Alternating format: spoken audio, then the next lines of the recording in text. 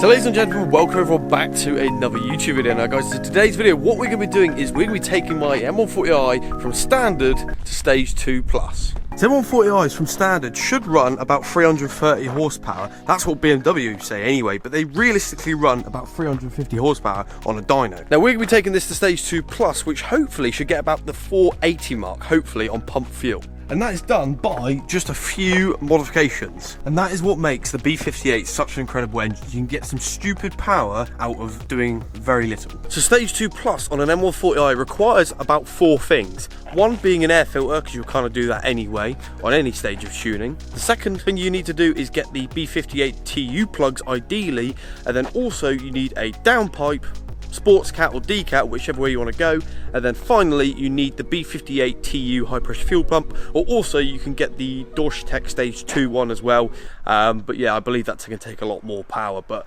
yeah, I'm going to be putting the B58 TU plug in today. So when I got this service recently, he actually put in the B58 TU plugs in already, so that's ready for stage 2. I've also got a ITG panel air filter in there, so that's ready as well. The only things we need now are a downpipe and also the fuel pump. Now I do actually currently have the Puma Speed sports cat in there at the moment, but today we're going to be swapping that out for another downpipe, a more free-flowing downpipe, to get a little bit more sound and also a bit more power as well, just to help get a few more extra figures on the dyno and to just allow the engine to breathe better as well. So the only thing other than the downpipe I've got to change on this car to get stage 2 plus, I also need the new fuel pump. So that will be coming a little bit later on in the video. So this down here is the Puma Speed downpipe we're going for. I'll leave all the links and stuff in the description down below.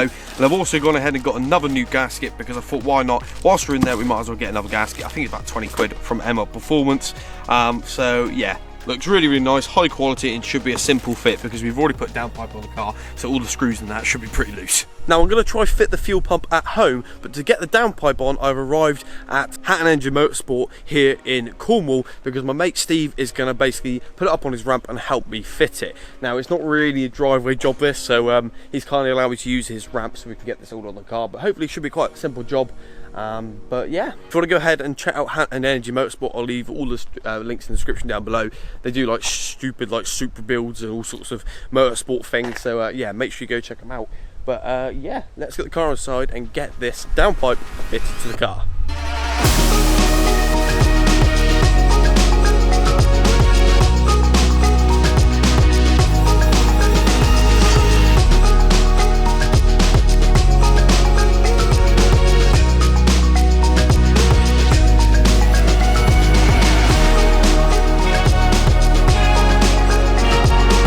So the downpipe is now fitted, and this is going to be the first start up, and this is definitely cold, so this is going to be so loud, isn't it?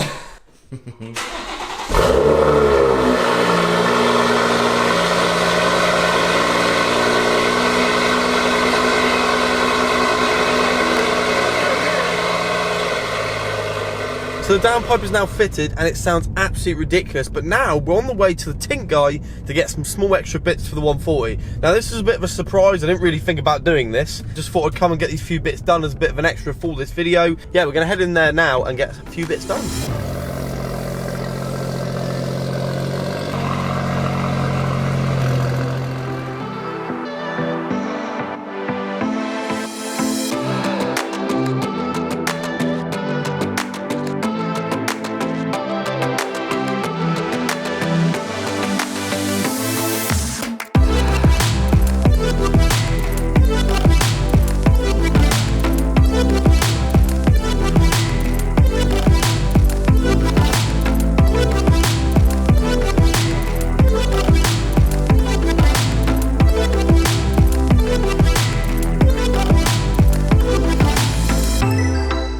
Once again, a massive thank you to the tint guy for sorting all this out. He tinted the rear 3 windows and the rear reflector tint on the diffuser, and he also has added a sun strip to the car as well, looking really, really good. Let me know what you think about the sun strip. Some people don't like them, some people do. I personally think it looks really good, but I'll leave all links to the tint guy in the description down below.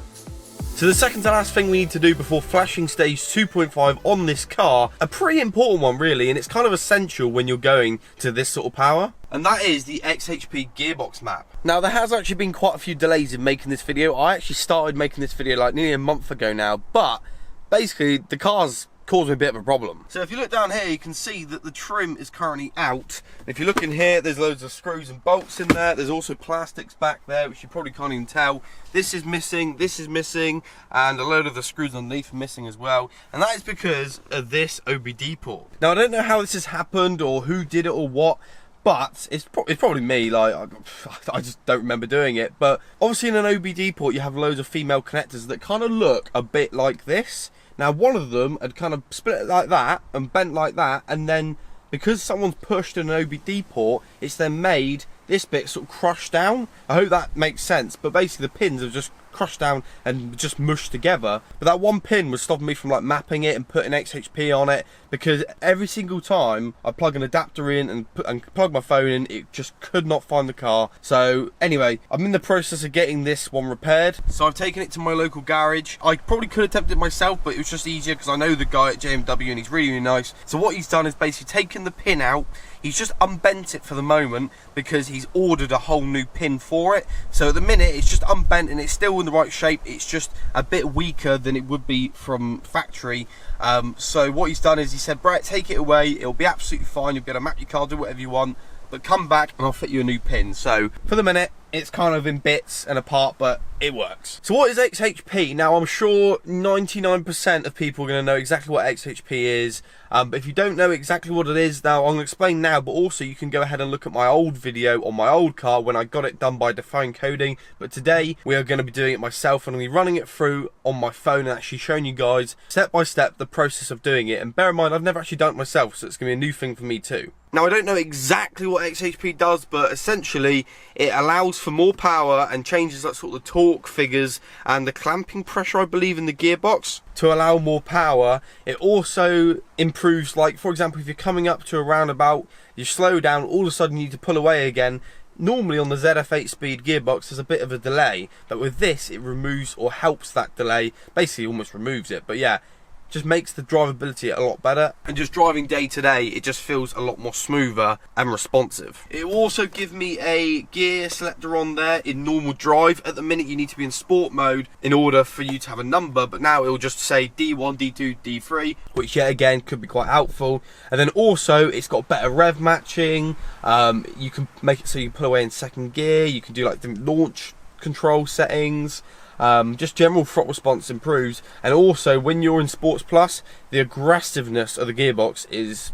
But I'm not actually going to do sort of a reaction video in this video because I've already done that in the previous one, so I'll leave a link on the card up on the top and also a link in the description if you want to go check that out. The final thing we need to do is obviously the fuel pump, but what I thought about doing is just putting XHP on my standard car, driving it around for the 50 miles, which is what you're going to do before you actually take it out of comfort. So basically just keep the car in comfort and just drive normally for 50 miles, because the way the gearboxes and the ECUs work, it sort of adjusts the way it kind of learns itself again, if that makes sense. So everyone's always advised to drive 50 miles of normal driving before you put it into Sport Plus and give it the beans. So yeah, we're going to do that. We're going to do the 50 miles and then I'll catch back with you guys to put the fuel pump on it, and then it'll be ready for Stage 2 Plus. I cannot wait. So before you get started, you're going to need an Ethernet cable. So basically it's an Ethernet cable there to an OBD connector there, and you're also going to need a wire that goes from the Ethernet to whatever phone you got, be it Android or Apple, which is obviously the lightning cable. I believe you can do a wireless version as well, but I've just gone for the old-fashioned hardwired method. You're also going to need the XHP software downloaded on your phone, so just download it from the App Store, Google Play Store, just a normal XHP application. I believe it's like a blue logo. You need to download that, and also you need to go onto the internet and download the flash license and also the map packs as well. So there's like a combo you can buy. I think I paid 250 quid for it, so just buy that and it will then give you a license key, which you then put it into your app, which I haven't done yet, but we're about to do. So just another step you need to make sure you take is you need to put your seatbelt on. That's part of the process, alright? So make sure your seatbelt is on. So first of all, what we want to do is plug the OBD connector in like that. Make sure it's fully in, which it is.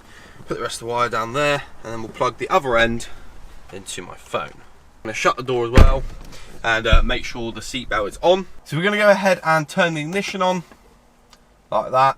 And then also we're going to open up the XHP flash tool. So it says here we have no current cars linked to my account. So we're going to click connect, click 8-speed, and it's going to search for the adapter and connect to the car. So first of all, it looks like here we've got all the information about the car. Yep, so first of all, we need to go ahead and flash the license. So click on flash license 8-speed. It'll then going to ask me for my flash license, which will be in my emails. There we go, I've imported the license key.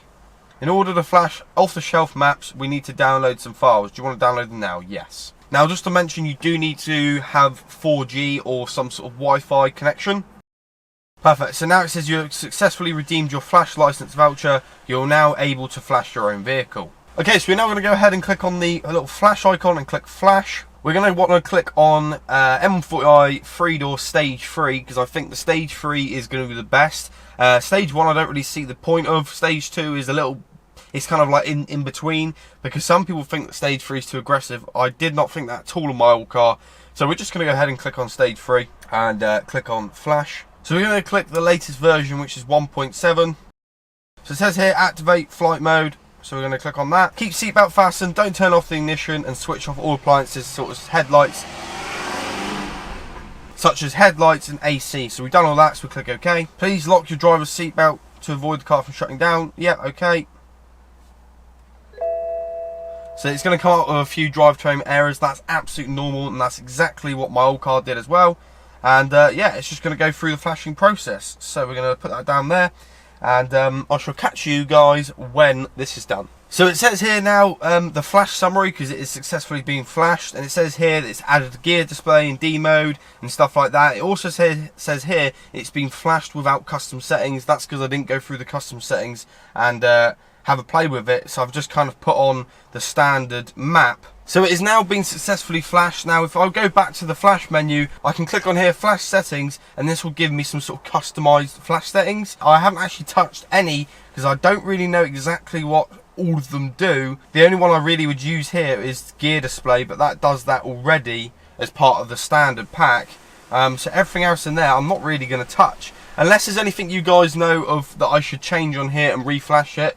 With stage 3 with these custom settings, just let me know. But last time obviously Define Coding did the flash, so I don't know what he did before he actually flashed my car. So I've just gone ahead and flashed the standard stage 3 map on there, and just see how it goes with that.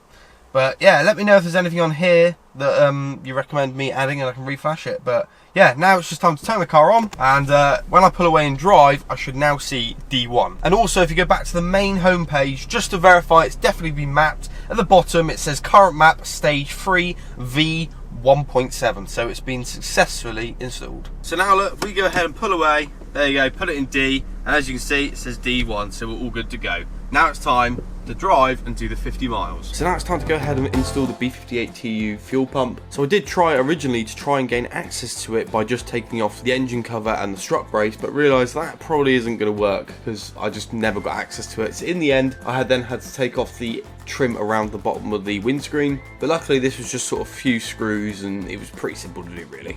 And we also had to do like the front sort of strut brace, which is hidden underneath the plastics. We had to take that off as well. And then we finally gained access to the fuel pump. Now the fuel pump has sort of 4 bolts on it, 2 going into the actual engine block and 2 are obviously the fuel line bolts. Simply undo all of those, and then you'll also have a electrical connector as well. Now it might be worth sort of following along where the fuel line goes into the actual injectors, and you might have to unscrew them from that sort of injector rail, I think that's what it's called, just to get a bit more movement down by where the fuel pump is. You may not have to do that, but we felt like we had to, just to get a little bit more wiggle to get the fuel pump out. This is just one of those jobs that sounds like a lot of work, but if you just try it, you'll realise what I mean, and it's fairly simple to do. It's definitely a job you can do on the driveway. So there we have it. These are the 2 fuel pumps. So this one here, obviously the one with fuel on it, is the old one. This is just this Gen 1 standard B58 fuel pump, which is currently leaking fuel, and this is the high pressure fuel pump from the new the Generation 2 or Supra TU fuel pump. And this TU fuel pump here is actually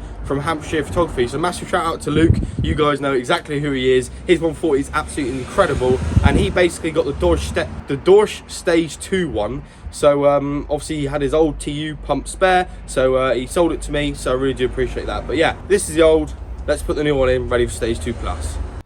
So now it's time to go ahead and put the new fuel pump in. As you can see, the connector is facing the opposite way, so the original connector isn't going to fit. So you do need to buy the extended wiring loom, which you'll see me plugging in a moment. But now it's just a case of putting the 2 screws back into the actual engine, and then obviously the 2 fuel lines, connecting them back up, and then tightening the other ones that you've disconnected to get a bit more wiggle room. Put the new connector in so it actually reaches. And then we went ahead and turned on the engine just to check for any leaks, and we also let it run up to engine running temperature, and then also gave it a few revs just to make sure there's definitely no leaks. And in this case we were absolutely fine, which is fantastic. And now it's just a repeat process. Just go ahead and put all the bolts back in, put the strut brace back in, and all the plastic trim. And as you can tell, yeah, the heavens opened and it absolutely poured down. But I got to the point where I was like, I'm not going to give up, we just got to do this. And to be fair, everything was dry underneath the bonnet because obviously the bonnet was covering it. So I went ahead and completed it, and yeah, it's now done. So ladies and gentlemen, there we have it. The B58 TU fuel pump is now installed and the whole car is ready for tuning. So just a recap of what we've done in today's video, we've obviously done the fuel pump, we've done the XHP stage 3 gearbox map, and we've also done the downpipe. Now we also must not forget that we've also got some other bits on the car which we haven't done in today's video, such as the hot climber intake mod in there, a ITG panel filter in there, and also we've got a double resonator delete as well. And all of this will help when tuning the car. So if you did go ahead and enjoy today's video, make sure you leave a like, rate, comment, and subscribe. And I shall catch you guys very, very soon in a brand new video. And we're going to get this thing finally tuned. I cannot wait.